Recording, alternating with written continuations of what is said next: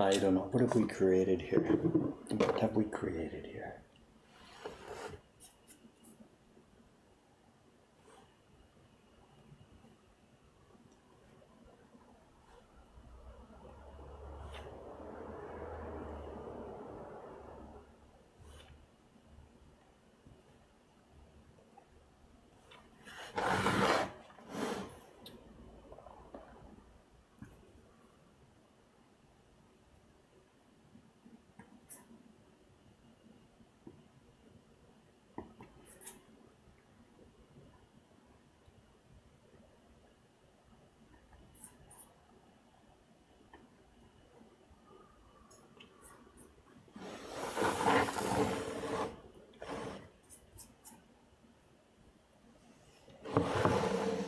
What have we created?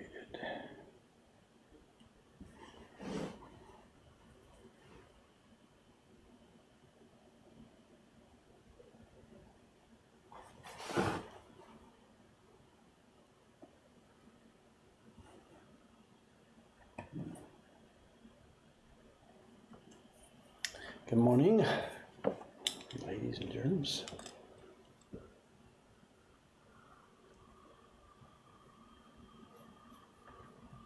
How did yesterday go, Dave? What was happening yesterday? Did I miss something? Yesterday, even in the shop, it was busy. What more can I say? It was very, very busy. We were short-staffed, lots of parties. Big day, busy-wise. Not so much at the register, but very, very busy.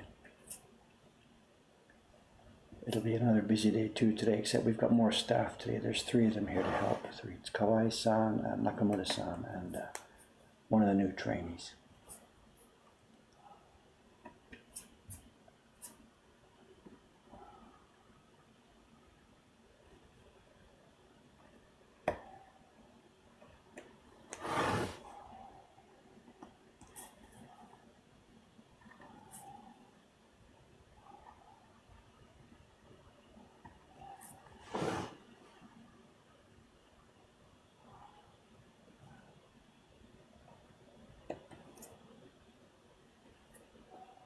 I got a note from Jed a few minutes ago. He got the new print up on his website at last, so the Times Burn Bright print.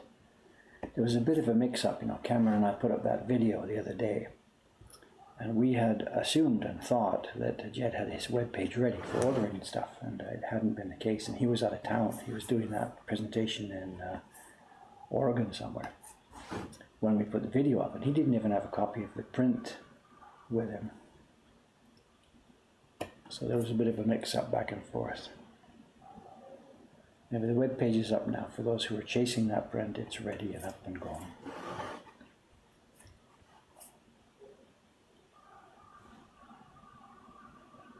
We're too focused on making the stuff and not worried about people actually who want it. So.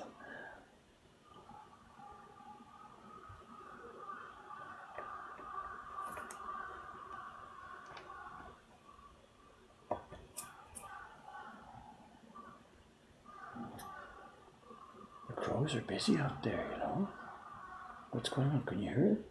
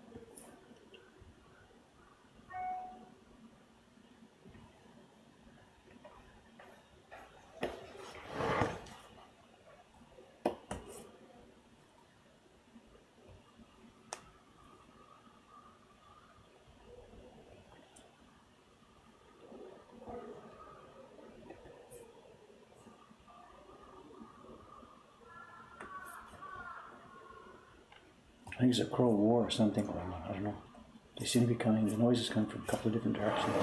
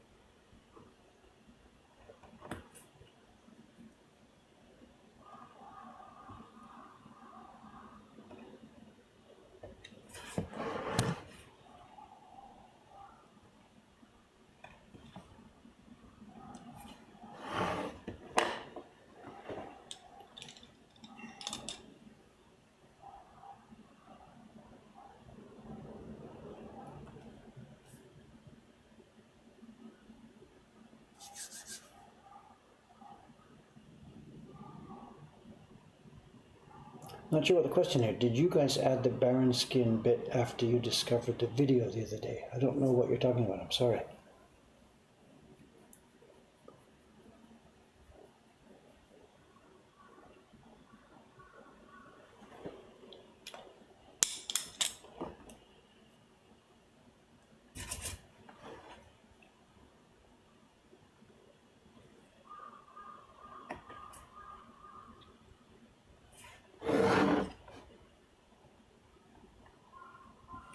Barren skin bit. I'm not sure what you're asking.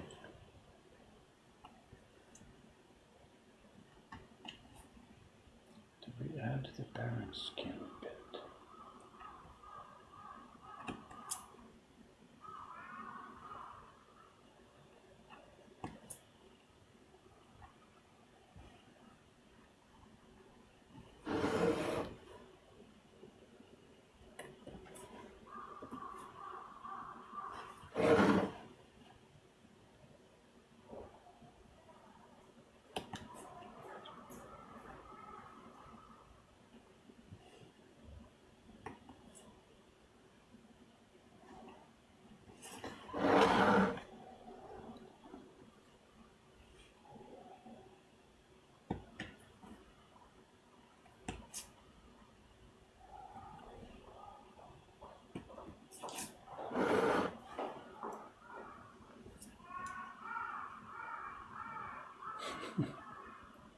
You really are at it out there. No idea what's going on.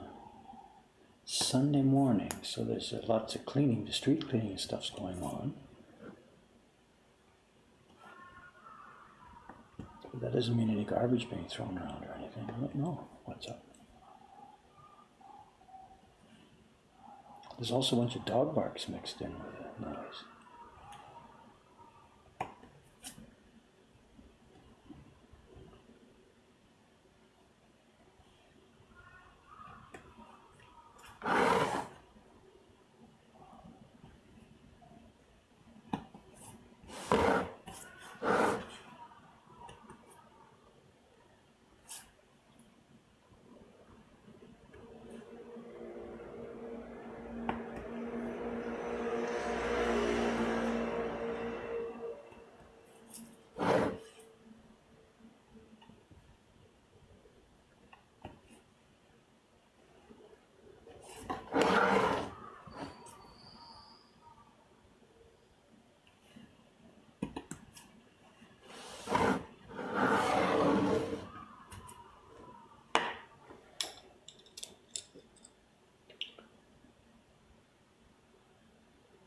Oh, yeah. Soka. Jim was chatting with Cameron, so we found a video up on the Amazon storage box. I looked at it the other day. What it was one of the trainees last year, Matsumura-kun, and I'm not a printer trainee, a staff trainee. They had been taking some video of Sugu-san to trying to figure out what she was doing. So just nothing. There's nothing that we can use. It's just rough, really rough, badly lit video. But yeah, no connection. I know Cameron put that into the video on his own without knowing about that other stuff that was up there. So we are. I know what we're going to do. So when I saw that Cameron had put that bit in there, I was of two minds. I said we could make it longer and show the whole process of tying a barren, but we decided to leave it out of there. It's just too long. It would be 15-20 minutes all on its own, and that's worth its own tutorial video, of course. This video was about making that print. So we just decided to just leave it as not as a tease, but leave it as a little small just thing there, and then later on, in fact, that might be his next video with her. Not like this week, but next time they do something together, that might be the next video, an actual tutorial type video on how she ties the barren. So we left it out this time. I mean, just left it in there as a bit of a single scene. So yes, that's coming up. That's probably top on his list of things to do. A tutorial video on how she ties the skin. I did one some years ago. It's in my little book, the Your First Print book, but we don't have one up on the open website, which we should have.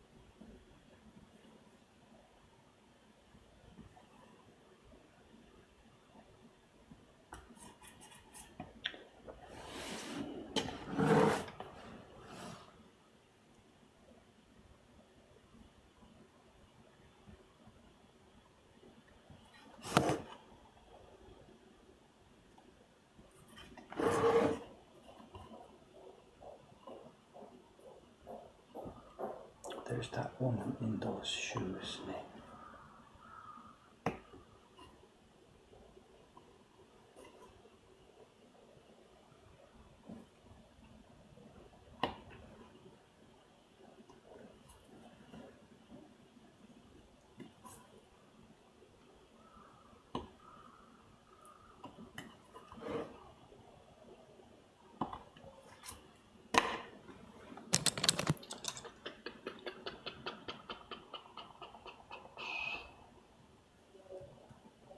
The metal shield, you know, I've talked about that too. Last time I showed a video of hers, I talked about that when she was doing one of the yokai prints.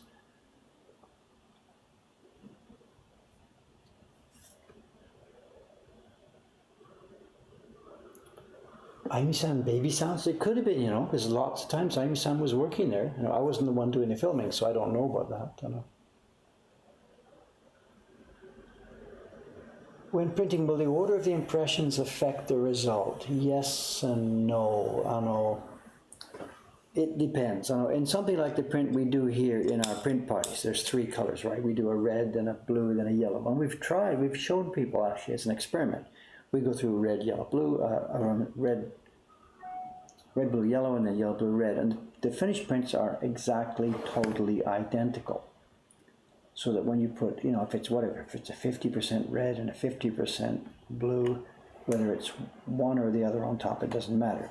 It's just like 2 Photoshop layers. If you're working with normal Photoshop layers, not multiplied layers, normal layers, and you've got them set at a transparency, you've got the 2 things set at 50% transparency. And you put A on top of B and B on top of A. It comes out the same thing. And it's very, very, very similar to what we do. It's not a 100% rule. I can't tell you with a total rule that it doesn't matter what layers go first, it'll always look the same, because that's not quite true. Because we're dealing with real pigments, and some of them have a less transparent feel than other ones. And it also depends how thickly we layer them on. If we did it both at the same very light consistency, then yes, the print will look the same, A on top of B or B on top of A. But quite often we use pigments that are different consistencies, and the thicker one will have less transparency. So if it's underneath or on top, it'll be a different view, a different feeling. So I've got to answer the question with a maybe. Sometimes it doesn't matter, and sometimes it does. When she's doing a print like that one you saw in the video with 27 layers, there are many, many, many factors that influence what order she does them in. A big one is that because moisture goes in the paper when you do the printing, you don't want to print the same area once and twice and 3 times in a row. The paper gets oversaturated in that area. So if you see her at one point, she might print something area at the top of the print, which makes the paper overly wet there. She may then do the next impression of something down at the bottom of the print, a different part of the paper, so it doesn't get overly stressed. Then another reason for the orders is she might print one area that has a big wide area, lots of moisture going in the paper, and it overly saturates the paper, so that she might pick for the next impression something that's really small, so that while she's printing it, the paper tends to dry out. So overall it'll keep the balance of moisture. Then she might print one that has a color at the top of the paper, next one at the bottom of the paper, so it doesn't stress the paper too much in the same zone. There's many, many, many factors that go in.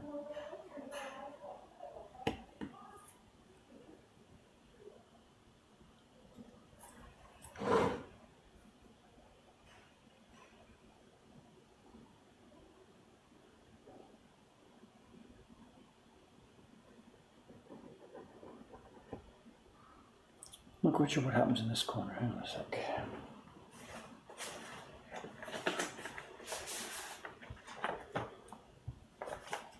Where are we? This is below. Octopus here.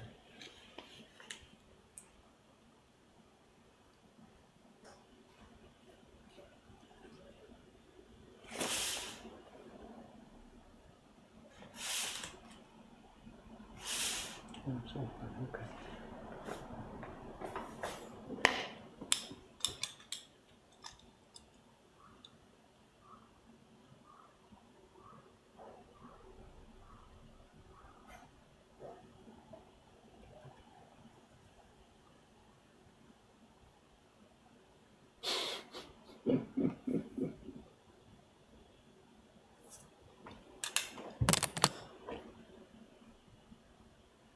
There's more to the printing order too, you know. That part of the audio where Cameron's voice got screwed up, where he got the double audio sounds. That's another thing he was pointing out that actually affects the printing order. And he didn't really explain. Actually, I was a bit disappointed in that. He talked about the thing that the printers are jokingly called maru maru-chan. It's a piece of paper that had two small circles cut in it. And he mentioned why it was. He said this is so that she can compare the color on her printed copy with the color on the model, you know, the sample that she had. That didn't really explain why you need that little piece of paper for it. And there's a real problem that printers face because of the way our eyes and brains process colors and stuff. And how can I explain this without getting tangled up, because I've got nothing to show you.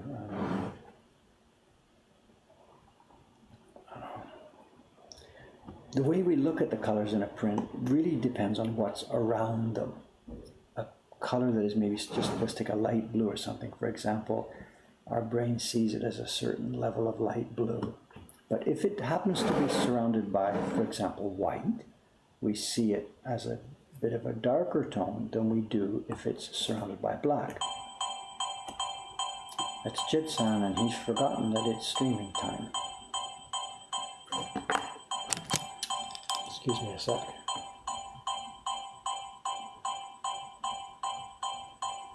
Where's my Skype window? I wonder if he's remembered. Chat message. Did Sam, I'm streaming. Oops. Talk about autocorrect. Jedson, I'm stealing. I wonder if he'll understand what it says.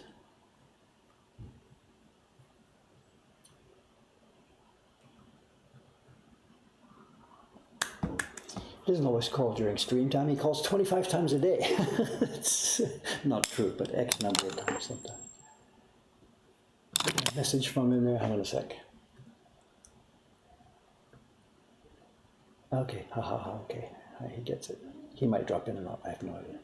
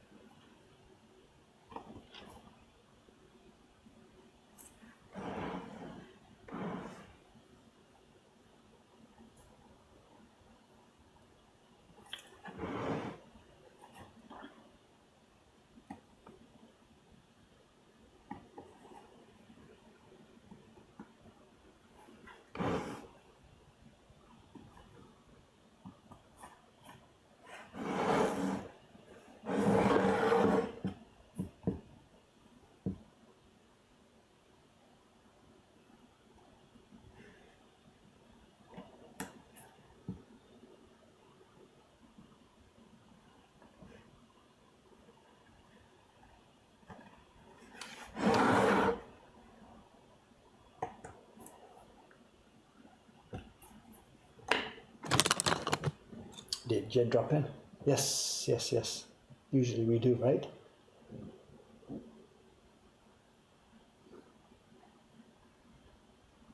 Oh yeah, the corner trigger. Yeah. Good. Thank you, Jed-san. Sorry about the confusion about that over this weekend, eh?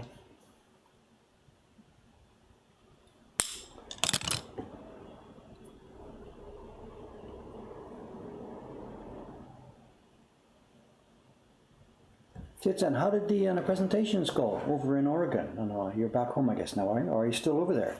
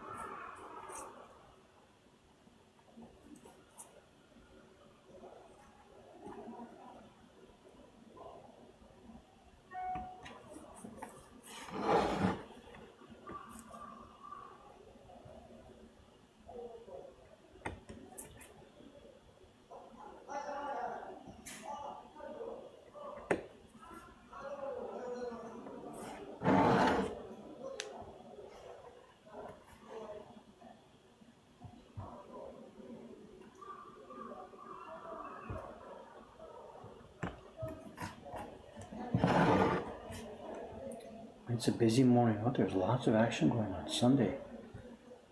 The cleaning and stuff should be finished by now.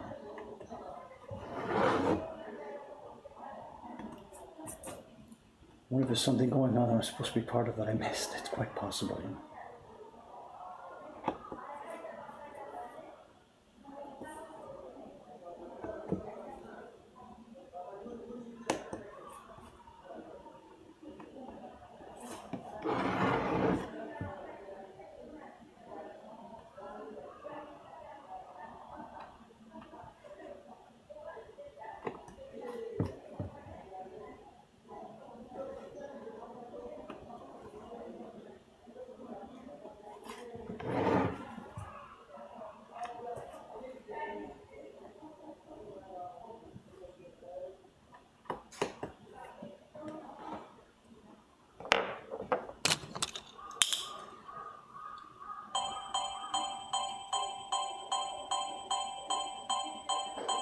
Jed's calling again?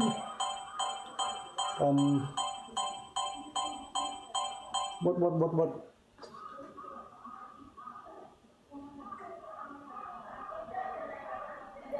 Oh, the sound. Whatever, that's the Skype automatic kind of call coming in sound. I haven't changed anything. Hi, this is a test. It's the Skype, whatever it is, you know. I know, I think it's the basic Skype sound. We set it to be as loud as possible because I'm not sitting at the machine all the time. And you know, we want to be able to hear it when I'm at the other end of the building. So it's no fun, so you're sitting here doing a quiet email or something and bang, in comes that sound. It's no fun. But the upside is that we can hear it when we're not sitting at the machine.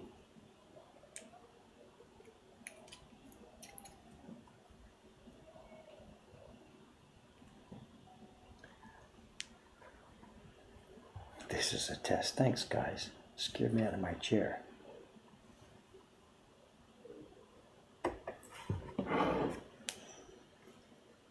Guy's sitting there trying to get his work done.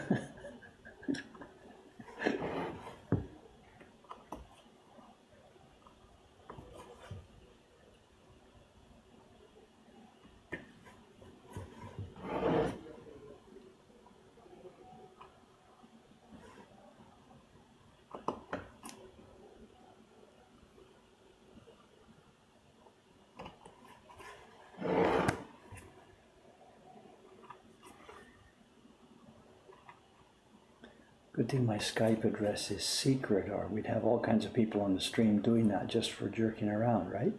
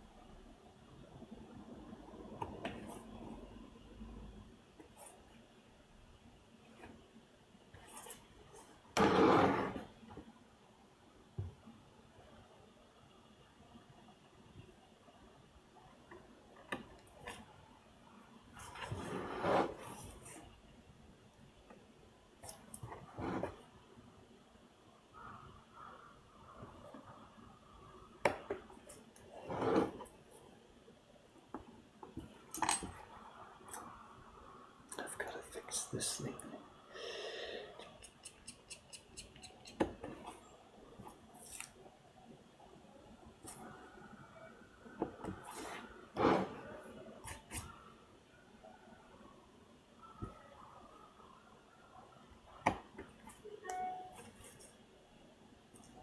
The programmers who designed those sounds and things, preparing the settings, you know, I don't think there's a setting for it, but what I would like to be able to do is choose the incoming sound, depending on if I'm touching the keyboard or not. You know.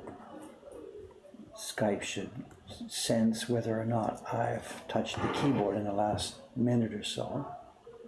And if so, it assumes that I'm working at the machine, so it could play me a quieter sound. And if I haven't touched the keyboard in, say, over 60 seconds or something, it assumes I'm not active, and it can play the louder sound.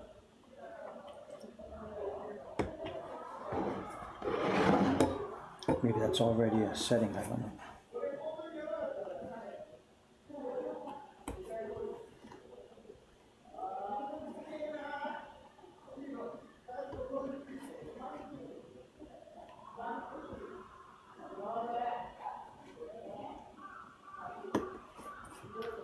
No idea what's going on outside. Something's going on for sure. Okay, that zone is now finished, I think. We gotta prepare another one. Let's zoom out a bit.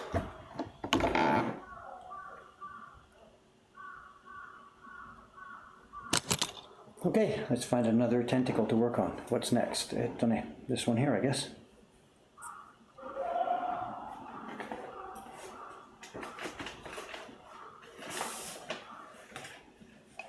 Here's the tracing from the iPad. Before we can peel this paper off,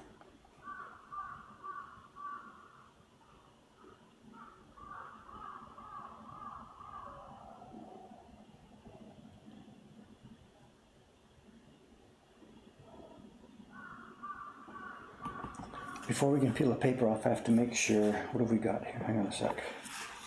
It's this tentacle.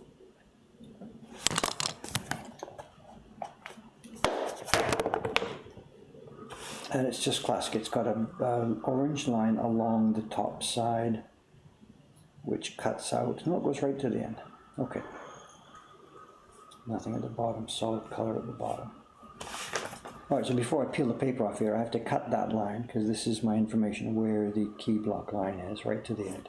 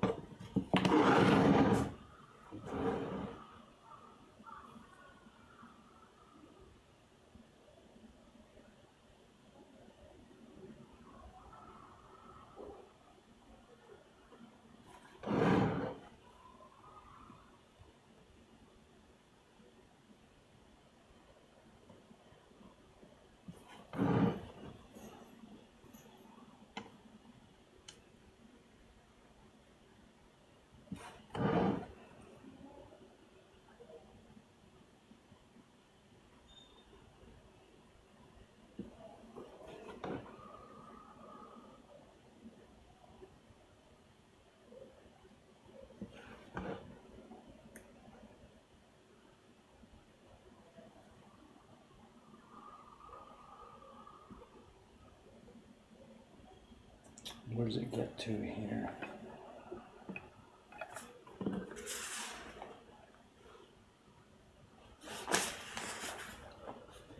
Nothing to do with that one. Just goes through. Okay.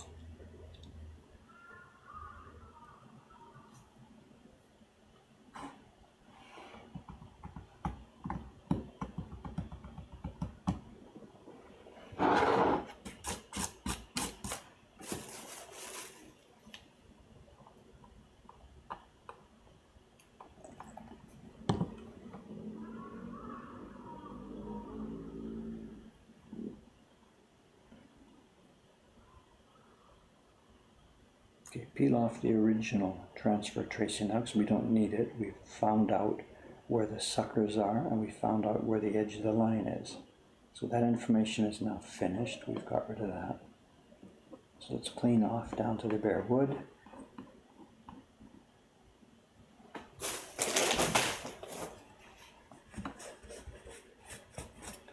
And now we need more information on the wood here. We need the information about where all these small dots are going to be.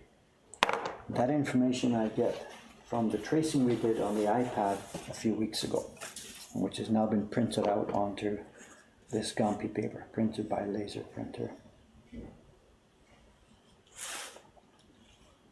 We're doing these transfers just one piece at a time, one tentacle at a time.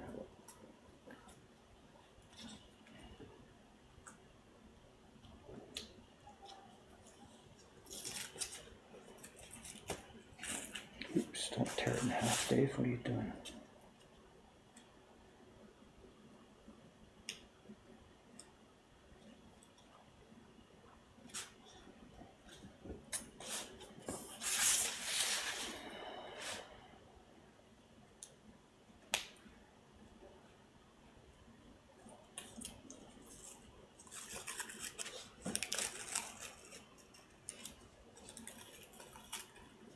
So there's the dot pattern that we need onto the wood.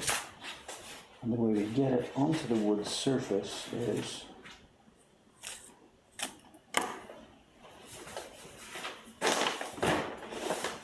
too much junk here. We took a proof copy of the original print. We took a proof copy of the print, and now we're going to find that tentacle. And this will help us get the location of where it needs to go.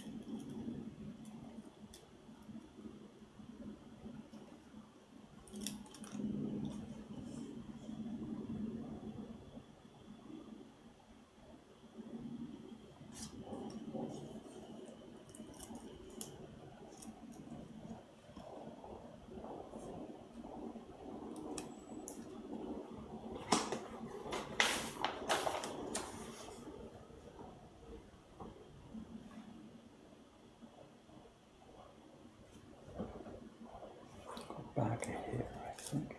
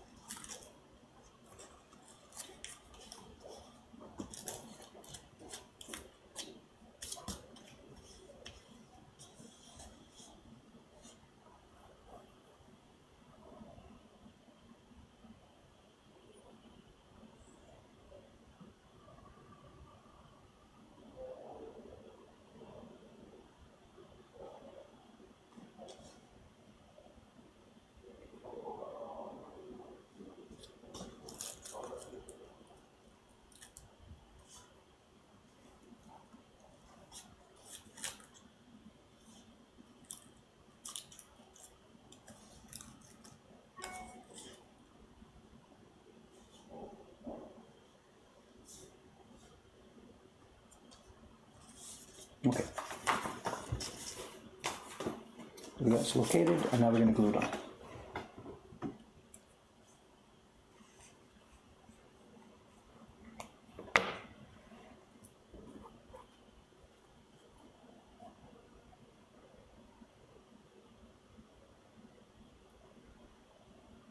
Whoa, way too much glue.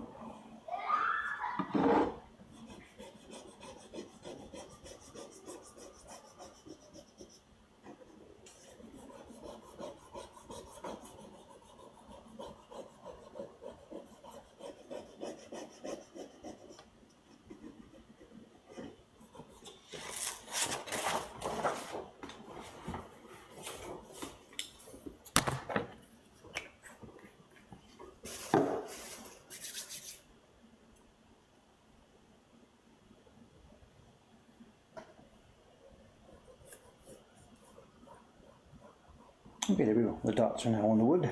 Let's have a go.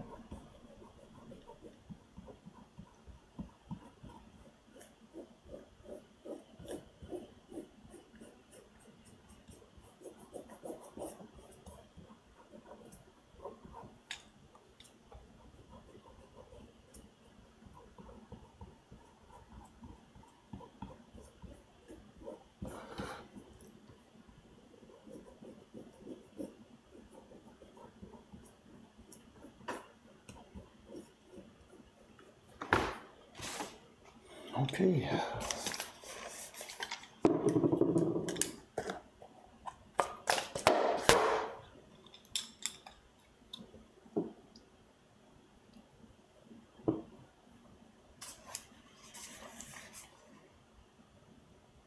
The black isn't readable on the dark purple background.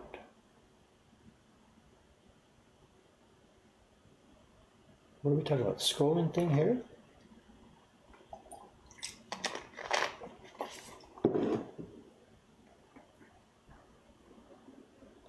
The info under the stream doesn't read very well in dark mode. Okay, I'll have a look later. I hadn't thought about it. I don't even know what dark mode is, but I'll check later. Okay, I'll have a look later. Whatever. Nothing I can do about it right now, so something else to fool around with. So, okay, let's get back to work here.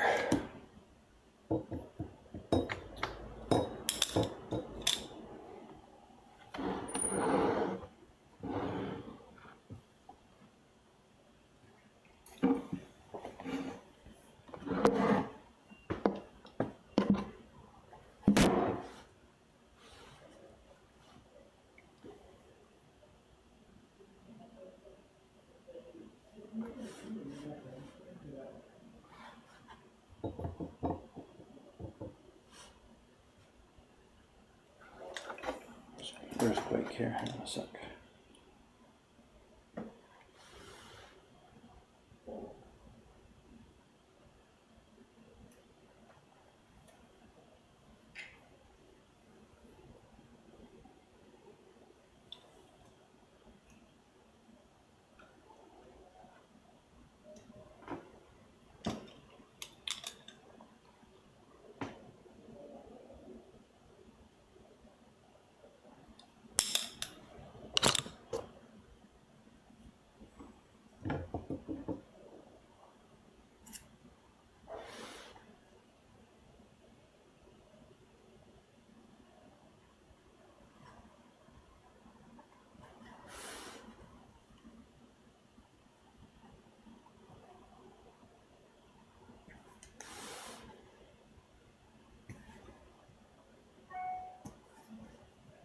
Oh, it's wet here, you know, that's good.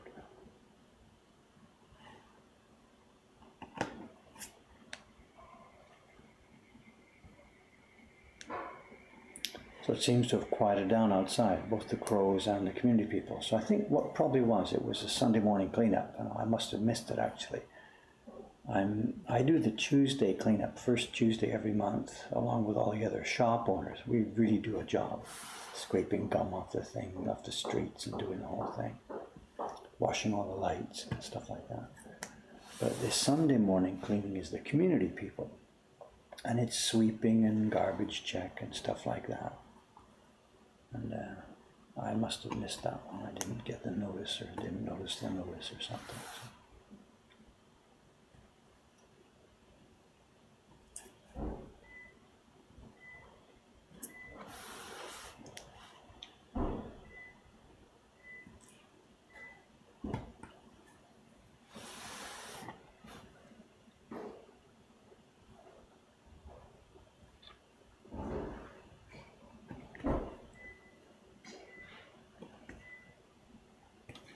That's a taxi stopping outside the hotel across the street. That's an obvious sign.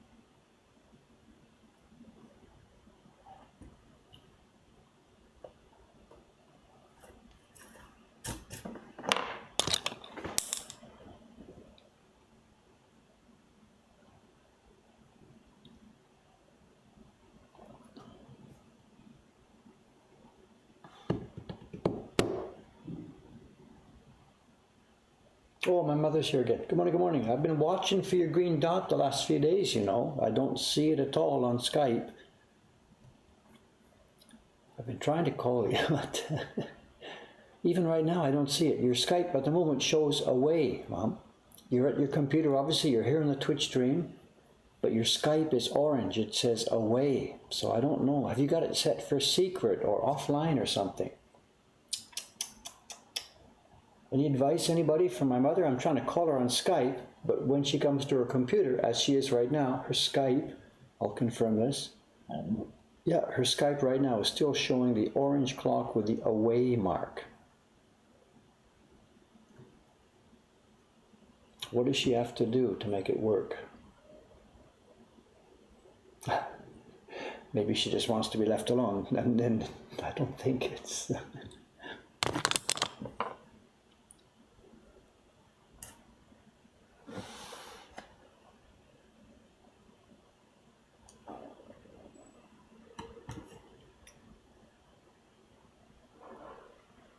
We found over the years that Skype just doesn't want to play well when you've got different versions of it on different computers, you know.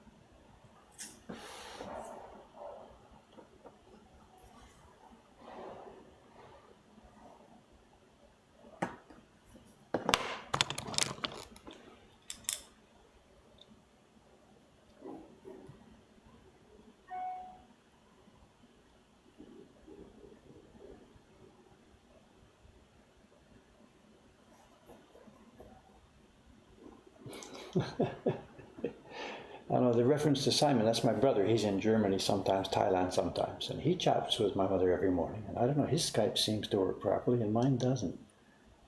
Mom, right now, if you look at your Skype now, is my account showing green as present or is it showing away? Yours is still showing away here.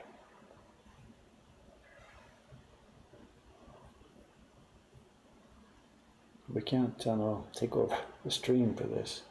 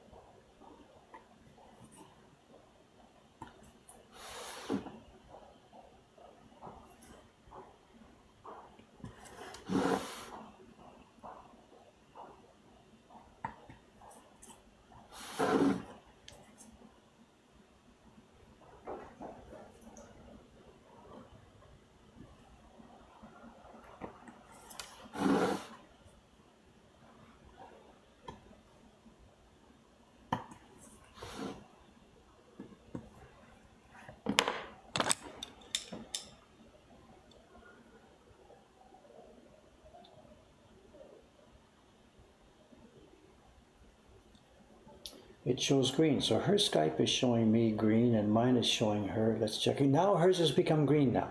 So she's touched it. So that's interesting. So if she doesn't touch her Skype, it doesn't go green. Oh, now it shows away. It's just changed again. BetBull shows away.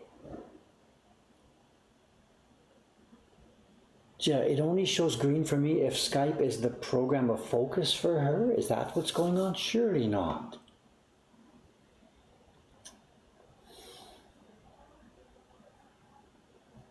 That's frustrating, you know?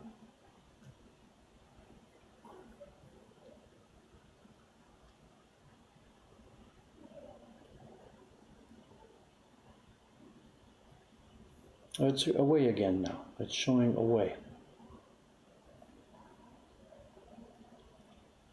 Is that a setting in Skype where it only shows you're active when the Skype window is front on the machine? Surely not. No, you're not touching anything, but you went to Skype to see if mine was green. Can you try that again? Can you go back to Skype and just touch your Skype icon in the dock just to see? Sorry about the stream, people. Sorry about this.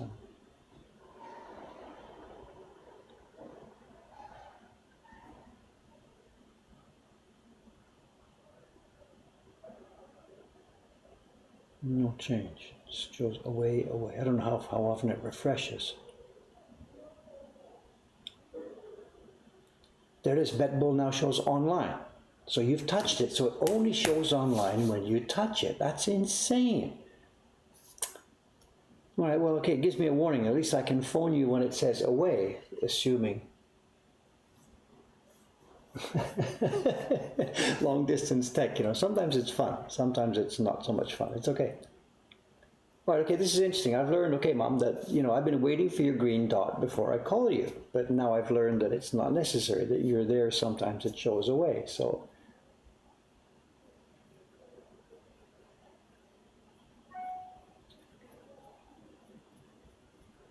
All right, interesting knowledge. Okay, all right. I don't think that would be a setting inside Skype, would it be? I don't know. Show me away if I don't touch Skype for 5 seconds or something? Surely it wouldn't do that. She's got a different version for me, so I can't check my preferences.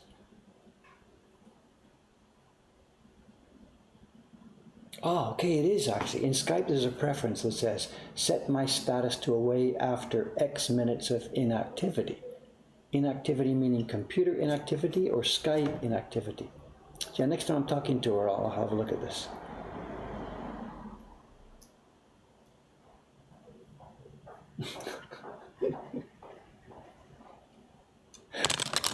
Woodblock carving and family tech support.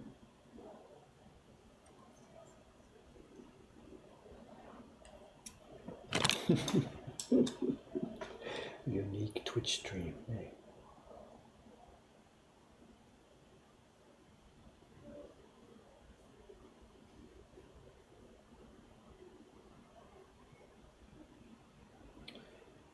She's got a pretty good network. Here at my end, I can run Twitch and Skype and 6 other things. We've got a pretty good data flow here, but my mother's on a local cable service.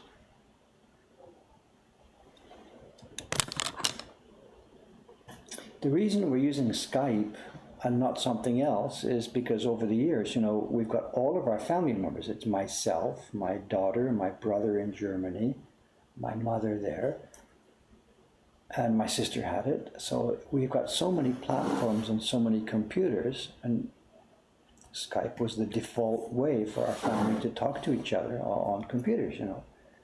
Someone suggesting Discord or Viber or something, it means everybody in the whole family has to get up and running on it, keep up to date with the latest versions. It's not a simple problem when there's family members of 4 different generations scattered around 3, 4 continents.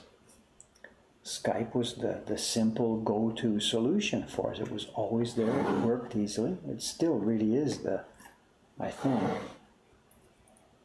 the simplest way for the family to keep in touch with each other.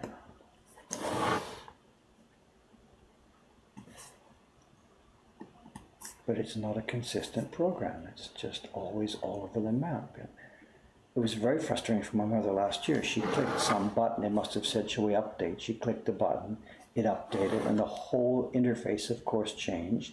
It gave her like the iPhone version instead of the desktop version. Everything was different, and she's totally lost. I mean, I get in that situation. The new version is, how do I learn how to use this? And someone in her situation doesn't want to have to do that. They want it to be stable and not changing and behave the same way every day. Of course.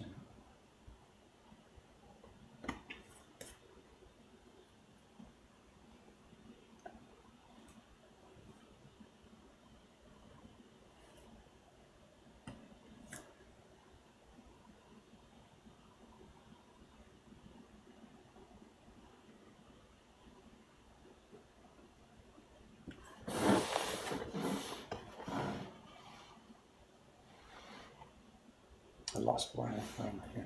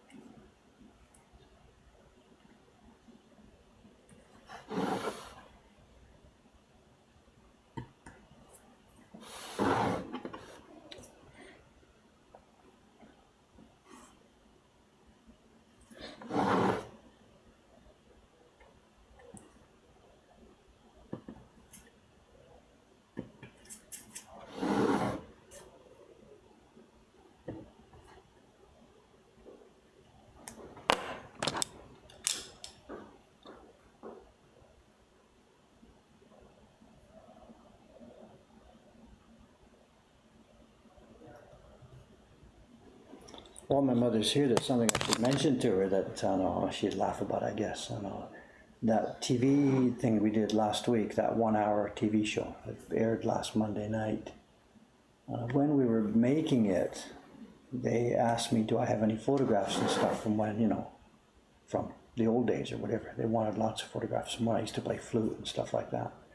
And I had almost nothing. I have no photographs from when I was like in my early 20s and playing the flute and doing that kind of stuff. They really wanted to focus on that. And after I left home, when I was around, 19 or 20 or so, I had no camera or whatever, so there's no pictures from that era.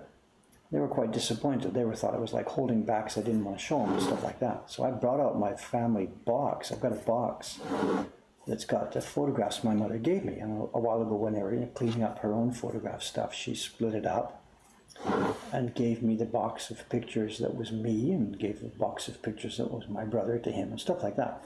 So she gave me this old album some years ago, about 10 years ago, more than this. So I just, the TV player, I said, here, look, there's the album. Pick what you want. I don't have pictures of me playing flute and stuff. You know, I can't help you. So they dig into this and they say, can we use this stuff? Can we use this stuff? And I'm like, I don't care. It's baby pictures. You want to look at baby pictures? You go ahead. I don't care. And when I was in the studio doing the studio presentation part of the TV program, they're playing the VTR stuff on there, and I'm sitting there together with the host and stuff, and we're chatting about this and that. And they play a bit of VTR, and they've done a little slideshow with some of these pictures from me, and they picked the very first picture that I guess was taken of me. It was in that album my mother gave me. It's Dave, he's like whatever he is, 2 months old or something, in a dress. And I'm like, it's a dress. It's just the way they put babies in clothes. They didn't have, we're in cloth diapers at that time, I guess, and to make it easy to change the diapers, you've just got this sort of top thing that's sort of a smock, I guess it would be called. And it looks like a dress. So there it is, Dave's first picture in his little white, frilly, white dress with pink ribbons and stuff, whatever. They got a good laugh out of that. And I'm like, thanks, Mom. So here I am on national Japanese TV, X months old, in my little white and pink frilly dress. You know, so I think everybody understands what it's supposed to be, but here we are.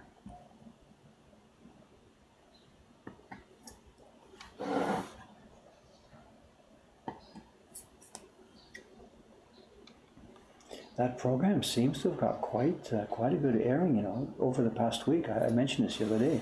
If I go outside the shop here and just stand outside the shop and watch the people walking by, there's no minute that goes by without somebody waving or saying, yeah, I saw the program last week or whatever. And that's the way it goes. After any given program airs here in Japan, for the next few days, I'm, quote, famous, unquote, on this street and then this block. And then a week goes by and that's it. Everybody's forgotten about it. So. And I brought a bunch of people in this last week. There's been many, many more Japanese people walking through the shop than we have in a normal day. But we've had experiences, we know, it's just a temporary blip, it'll just go up and then down. And on the website, I was looking at this with camera, during the time the program was airing, the program hit at 9 o'clock. And we looked at the analytics for the website. And starting about 9:05 or something, they start to climb. And then during the program, 9 to 10, whatever, they really start to hit. There's a giant peak of activity on the Japanese website during the time that the program is on.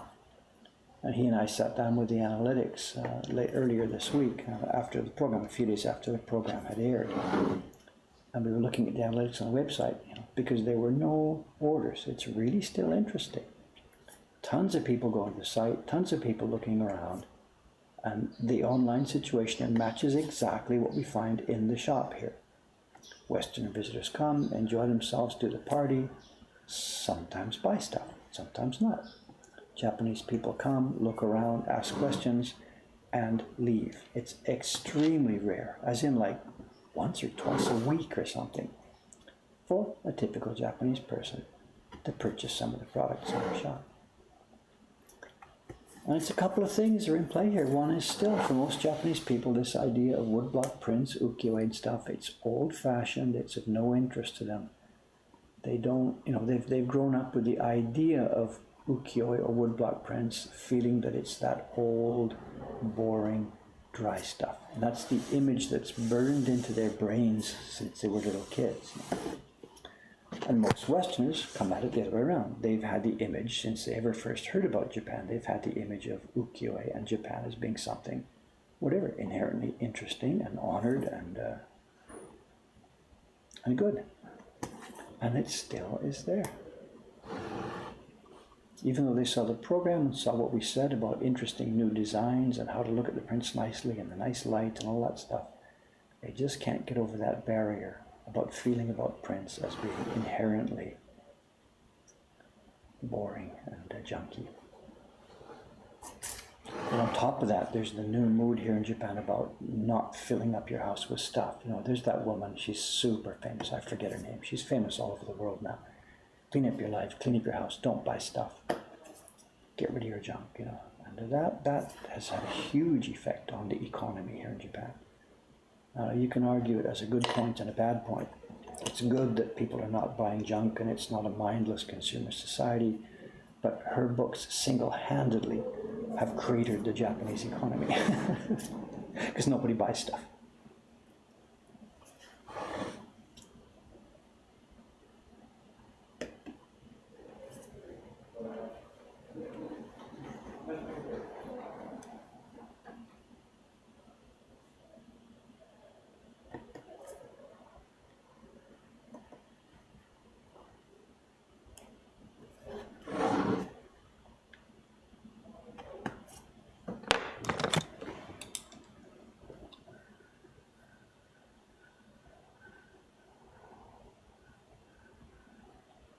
This is Dave back when he was a little girl. Yeah, right. Dave does not want a new frock.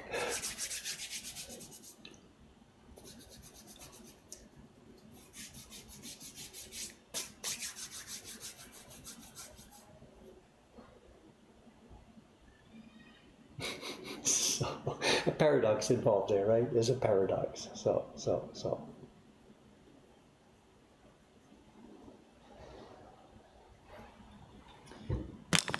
I mean, I'm not, am I guilty because we make stuff that people buy? I don't think we're making things that people mindlessly consume. I don't know, The fact that our work is not fashionable gives me a fair confidence about it. We're not trying to make something that is fashionable this year and then the fashion goes out, you buy it next year to replace it, that kind of stuff.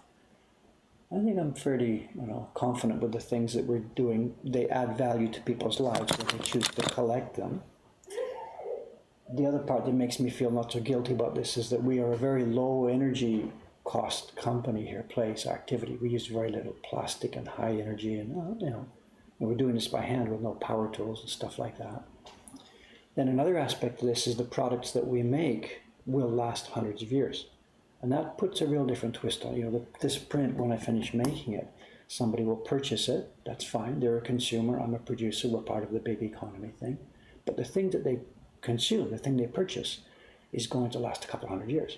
And I think that puts a bit of a different twist on this. So anyway, this is my justification for not having a guilty conscience about making a living, about making and selling and stuff, and taking money for consumer products. And that's the sea we're all swimming in. That's the way our economy works these days.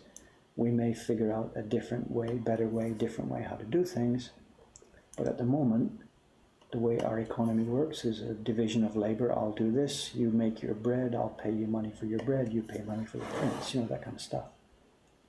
So that's the world we're living in. So I got no problem with that. We also don't advertise, push, buy my stuff, buy my stuff, buy my stuff. We don't do that.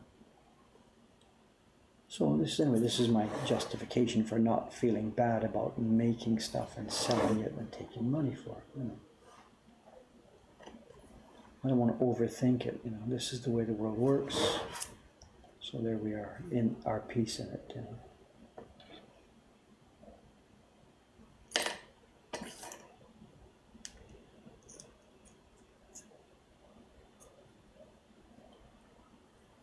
Dave has got to fix his knife. So.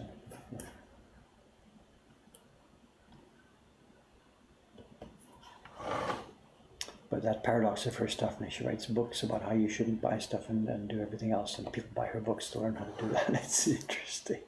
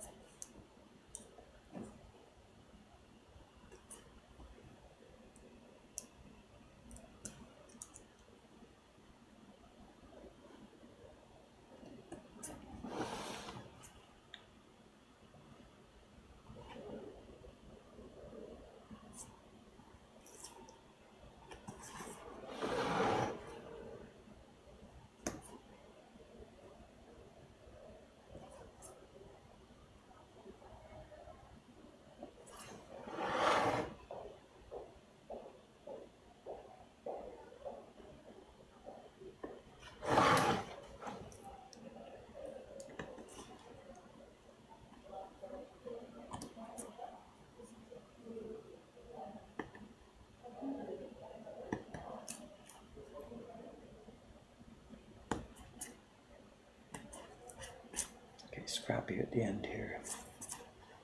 Oh, I think that's another tentacle done.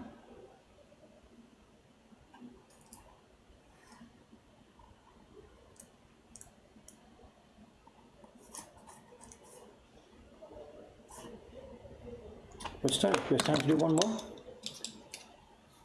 9:70. We have time to paste one more down. So, here we go. This must be, can we see? Who's it? Kawai-san or who's in today?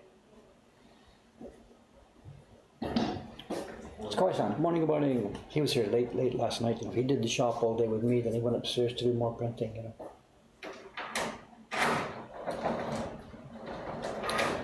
Let's get one more tentacle pasted on. Maybe just one. Maybe this little piece here.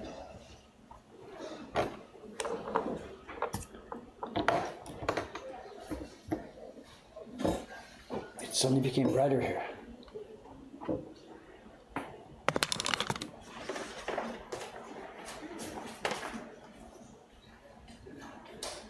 Oh, I can't see this. This is part that's buried under her hair. I don't want to muck with this right now. Just a minute. What have we got here?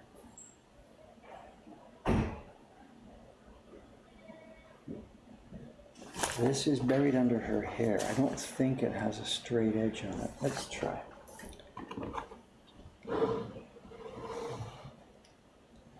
That's not the real edge of the tentacle, I think. It's the part that's just sticking out from her hair. So let's just do a little bit of a stripe on it.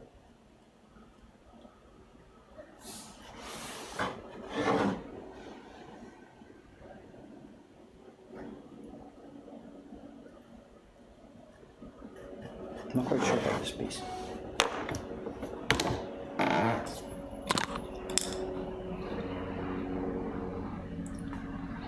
Someone's asking about evening streams. I can't see how that could possibly be a thing in the near future, you know.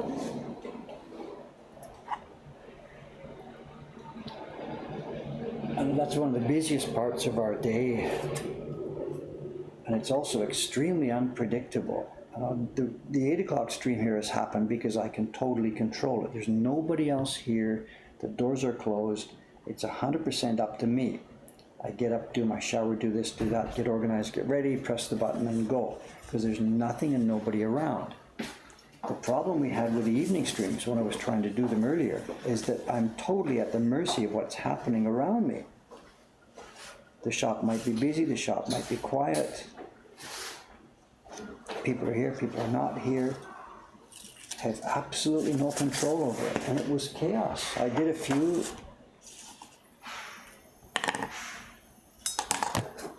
So I don't know. I really, at the moment, without wanting to be unfriendly about it, I really don't see any way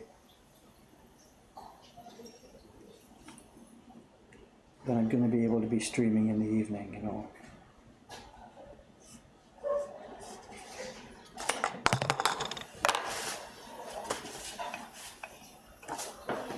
Now, the global clock is what it is. Our life here is what it is.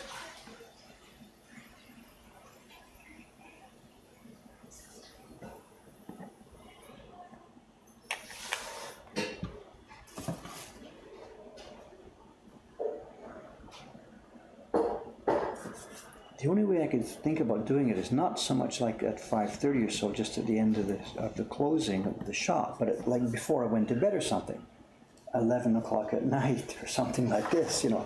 That would be controllable, because now there's nobody else around. There's no shop, there's no this, it's just me in the room and whatever else. So that's something that could be managed, I guess. Do a stream late at night, 10 o'clock or something before I go to bed, and then do another stream in the morning at 8 o'clock when I get up. And you could sort of run them together, you know, do some carving before going to bed, and then do the same carving when I get up. That might be a doable thing. So tell you what, let me think about it. That's all I can say. Let me think about it. Okay, we're going to leave off now today, then, the same way we did yesterday. I've just pasted it down, which gives me work to do when I come and sit down here tomorrow morning. Now, what's going to happen with the stream? Today's Sunday. Today's Sunday. Also stream when I'm sleeping in between. Yeah, right. The Dave Bull reality show. Like we need that. Like we need anything. We've already got too much over here. Okay, it's Sunday morning here. There's one more stream left this week. It'll be the Monday morning stream. Yeah, stream burnout. I mean, there's that too, you know. I do have a life here. Tomorrow's stream, I'm not quite sure what it will be. There's a dose requirement, sizing, and I'm a bit screwed up. The printers need... Kawai-san's having an attack or something in the background. The printers need paper tomorrow morning, and I haven't done it yet. So actually, I could have done a sizing stream this morning. Perhaps should have done. I didn't because they need a ton of paper. I can't do it all in 2 hours, and there's a 5-man party at 10 o'clock, which I've got to be the host for. So the plan right now is I'm going to do the parties this morning, go upstairs and do the sizing this afternoon. So tomorrow morning stream, if I get my life organized, tomorrow morning stream will be printing upstairs on the 3rd floor. It'll be a printing the share certificates if my life gets organized well. And then I've got to do the sizing this afternoon or this evening. Yeah, maybe, should I stream that? Well, I don't know. Whatever. Anyway, enough of this. Let me get out of here. Thank you very much. I don't think we need a priest. It's a bit of, I don't know, what's the word, coughing? A bit of some hay fever stuff that strikes him every now and then. He does like 5, 6, 7 sneezes in a row. All right, time for you to get out of here. This is Sunday. I'll be back here Monday morning with a stream that is either a printing stream or continuing with this carving stream. Tuesday will be off. I'm out in Ome working with our new bandsaw, trying to figure out how to get some old wood blocks ready for carving. And there will be some streams coming up about those old wood blocks that should be really, really interesting, I think. Thanks very much. Let me get out of here. I've got to get my breakfast. Today's stream brought to you by Choco Chip Scone. We've had this before, sure? They're suggesting that we toast it. Toast suru to sara ni oishii yakedo chui. Don't burn yourself. Okay, thanks. Enough joking around. See you tomorrow. Thanks so much, guys. Bye-bye. Yakedo chui.